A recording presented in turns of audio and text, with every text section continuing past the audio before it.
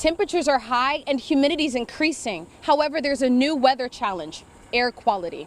You may not notice it from ground level, but at higher altitudes, like here on top of Tybee Island Lighthouse, things get a little hazy. The haze is smoke from the Canadian wildfires that has made its way down the coast.